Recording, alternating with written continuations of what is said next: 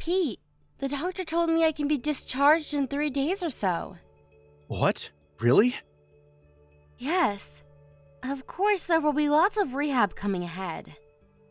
Still, I'm so happy for you, Helen. You can finally sleep in your own bed. It's been 3 months since I was home last. It was a long 3 months. This was all my fault. I told you to stop it, honey. I'm glad it was me and not you.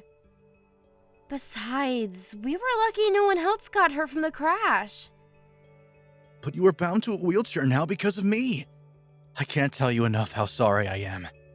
I know being sorry won't cut it. Hey, you've apologized enough already. I really don't blame you or anything. Your late mother would be so furious of me. I promised her that I would protect you. I am your only family, and now I have hurt you. It was an accident. You learned your lesson the hard way not to speed too much. You now know what happens when you do. Absolutely. I'm so sorry. Okay, that's the last time you're going to say sorry. So, are you picking me up or what? Of course I will. I will carry all your stuff. I will reserve a wheelchair-friendly cab or limo service. There's no way I'm driving with you in the back, at least for a while. Okay. I think they will let me go around noon. I'll let you know when I find out the details. Sounds good. Are you sure you're not busy, though? I know you're in the middle of an important project. Everyone knows what happened. Even the CEO told me to take good care of you and personally gave us a get well package. They would make me go even if I said no, which I won't, of course. Wow. How nice of everyone and your CEO. Please say thank you to everyone for me. I will make sure I do. Your CEO is a woman, right? Yes, she's around my mom's age. She is one tough, smart lady. Is she now? I wonder if she would like my baking. I'm dying to bake, so maybe I could prepare a small thank you gift with it. I hardly ever see her, though. It was actually the first time I've ever spoken to her when she gave me the package. It's quite famous that she is a serious camper. Camping. I don't know what I could give back that's related to camping. Do you know if she has any food preferences? I don't know. I can ask around if you want me to. Yes, please do. By the way, how is our apartment? Have you been cleaning at all? I will. I will tidy up so you can get around in your wheelchair. Will, meaning you haven't been, have you? But I understand it has been very hectic these past months. You were going back and forth between home and the hospital and work. You don't have to get everything done before I come back. I'm going to make time tonight. I want to make sure everything is in the right place for you. It's the least I can do. Thanks. I'll let you get back to work. Okay. Good luck with the last bit of your hospital life. If you can, please pack or gather items I can start to take home. I can't come see you today, but I plan to tomorrow.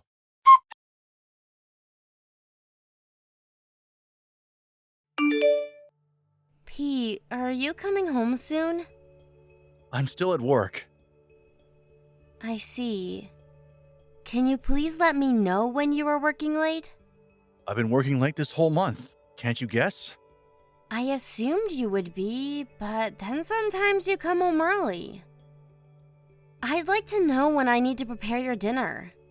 It takes a long time for you to cook lately. Well, why do you think? I'm cooking from my wheelchair. It's been 6 months since you got out of the hospital. When do you think you'll be able to walk? I can stand up if I hold on to something. But you can't walk yet? No. Have you been going to rehab? Of course. The doctor said you'd be able to walk through rehab. Are you sure you're working hard enough? I am doing my best here. How can you say something like that?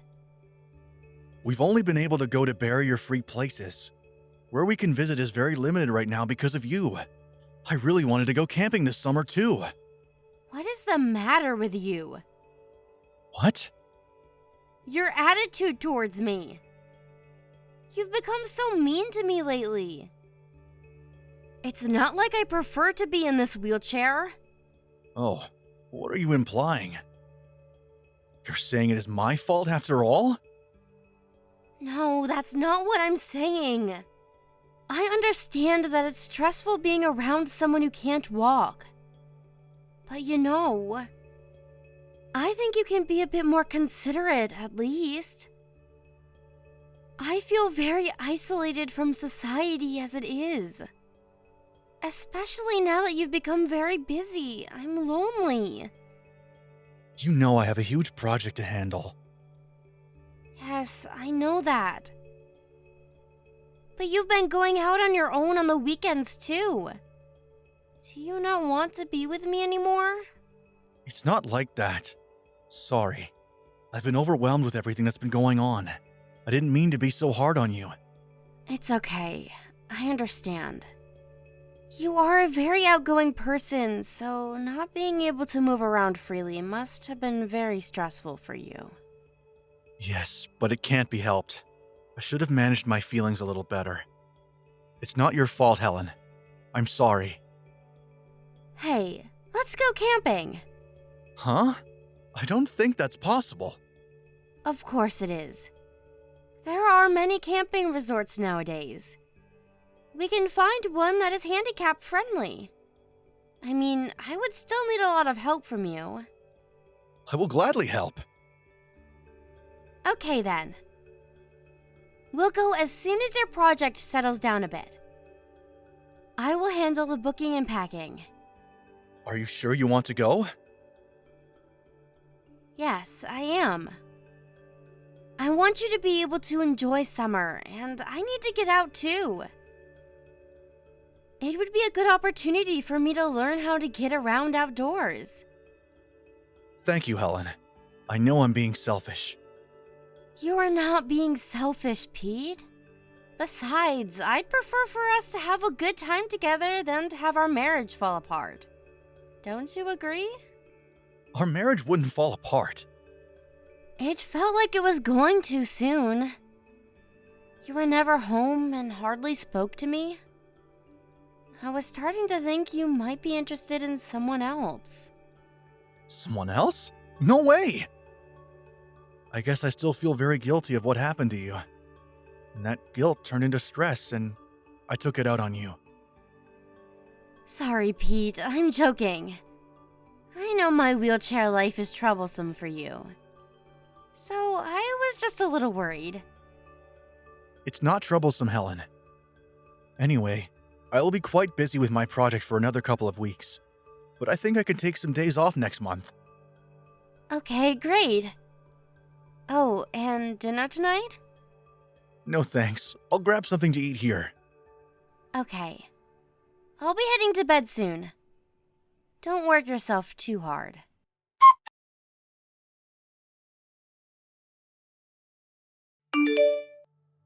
What is going on, Pete? Where are you? Why did you leave me here? I thought we were headed to the resort. I don't even know where I am, and it's getting dark. No one is around. Please come and get me. Tell me, Helen, how much battery do you have left on your smartphone? Huh? Oh my god, I only have 1%. Why? I had it charged all night. Your charger was probably loose. Why are you laughing? You threw me off the car in the middle of the woods. You didn't even leave me my wheelchair. Your wheelchair would get you nowhere in those woods anyway. Pete, come back. Did I do something? Please, I'm begging you. You should crawl back home. What? It would be good training for you. What the hell? How can you joke around? What has gotten into you? I'm not joking. I'm serious. You need to get out of your damn wheelchair already. You were so slow and always in my way. Is that how you've really felt all this time? Pete, don't tell me you loosened my charger on purpose. What if I did? This is what you get for tormenting me for months with your never-healing injury. I hardly got a scratch from the crash. How can you be so fragile? Excuse me? You think I'm weak for getting hurt? That I've tormented you? You drove the passenger side of the car into a damn tree for crying out loud. How can you be so cruel? I am doing this for you. Perhaps by the time you get home, you'll be able to walk again. You haven't been pushing yourself hard enough. Doing this for me? Don't be ridiculous and come get me now. Shut up, you useless bitch. What? The only reason you were able to live normally is because of me. You have no one else. Without me, you are no good. Pete, what has happened to you? So you just want to get rid of me now? Yes. Despite me taking care of you, all you do is whine. Why are you not home yet? Why are you so mean? Blah, blah, blah. You think it's okay to whine because you feel sorry for yourself, don't you? I do not feel sorry for myself. Pete, I don't have any more battery. Please, help me. I said crawl back home. I am not helping you. You have to do this on your own.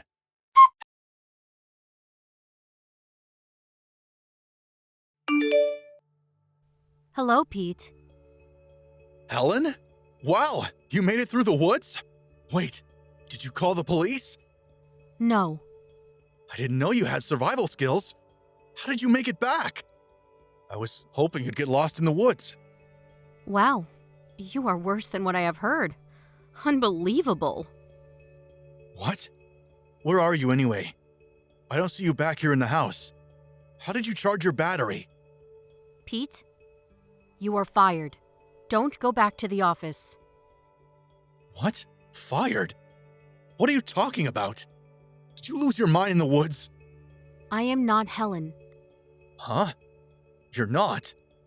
But you're messaging me on Helen's smartphone. I rescued Helen and took her to a safe place. Oh, you did? What do you want? Did you contact me to tell me how horrible I am? This is between husband and wife. You should mind your own business. But you really are horrible.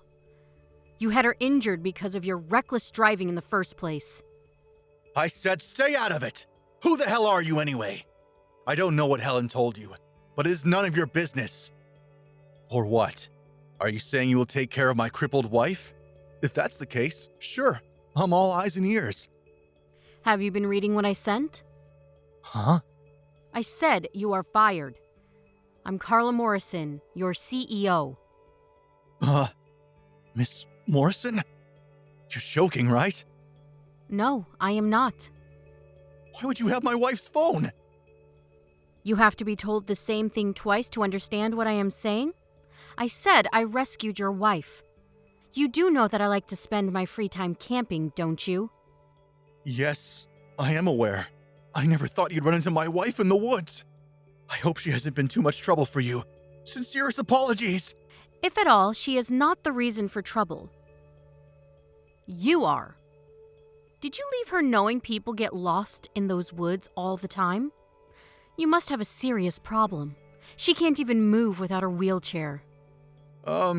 There is a legitimate reason for all of this. Is there now? I don't know what she has told you, but she hasn't been going to rehab, so I was angry, you see? This was all just a fight between a husband and a wife. I left her because I wanted her to get better. I took her to the hospital myself. Her doctor said she hadn't missed a session since she's been discharged. The reason why she can stand now is because she worked hard. Well, yes, but that's really recent she's become able to do that. Then that means she has been working hard, right? Where is the legitimate reason you were talking about? Besides, you haven't been looking for her this past week. You know, I've had my eyes on you. You've been going to another woman every day you left Helen because you didn't want her anymore. You've misunderstood. I'm not cheating on Helen. This woman is just a close friend. You sleep with all your close friends? Don't make any more excuses, because I have the proof here. Have you forgotten that your own company provides services to the handicapped? I am shocked that my employee has abused his own handicapped spouse. I never meant to abuse Helen. None of this is acceptable. We will be discussing how to deal with you tomorrow at the board meeting. You are to stay put until you get further notice from the office. Wait, please. Mrs. Morrison, I am so sorry. I will never treat my wife the same way ever again. Please forgive me. You don't need to ask me for forgiveness. But you should apologize to your wife. Of course I will. Please reconsider. Hi, Pete. I got my phone back from Miss Morrison. Helen, I am so sorry. There was something wrong with me. Please forgive me. I must have lost my mind from all the stress. I guess you're right about having lost your mind. But that's not a good enough reason for you to leave me out in the woods. I wasn't thinking straight. I made myself believe that you were putting me through hardship, but I was wrong. It's all my fault. Yes, it is. I want to be clear, once and for all. There is no way I would ever forgive you. I'm bound to the wheelchair because of your reckless driving. And on top of that, you left me in the woods while you slept with someone else. Helen, listen to me. I was only seeing someone else because I was weakened from the stress. Don't give me that crap. You must think this is all a joke. Don't you dare tell me about stress.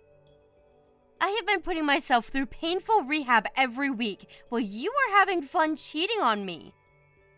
I am truly sorry. I will never see the woman again. I swear to stay by your side. I will support you for the rest of my life.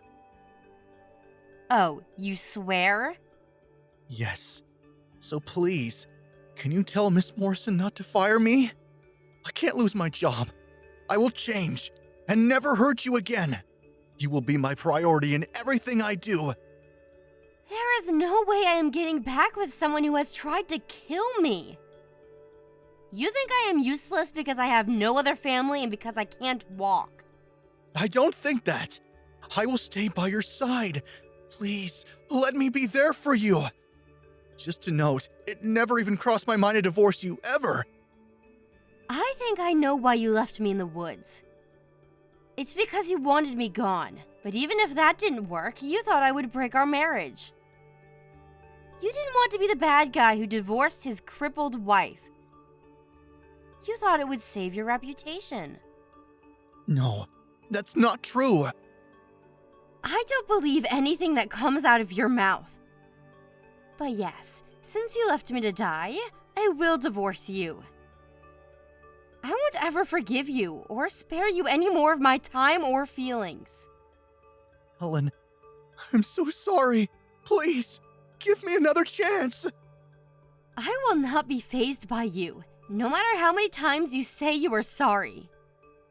I finally see it now. You are a pest in my life, and I don't ever want you around me. We are done.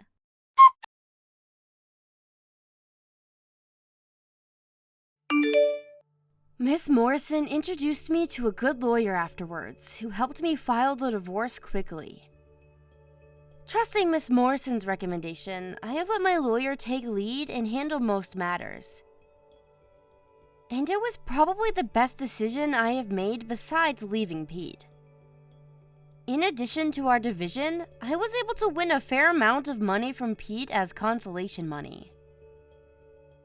My lawyer also suggested and won compensation for my injuries from the car crash. We later found out that Pete was cheating on me with a coworker who, based on corporate policy, was also penalized. She was not fired, but left the company once rumor got around that she was sleeping with the most hated man in the office. Instead of getting fired, Pete was sent off to a small subsidiary. It was actually Miss Morrison who suggested not to fire him, knowing he would not be able to make all payments to me at once. Miss Morrison's idea was that as long as he had some job, he would be able to continue to pay me what he owes. Although, Pete's role has changed significantly, and with that, his salary has become nearly half of what he used to make.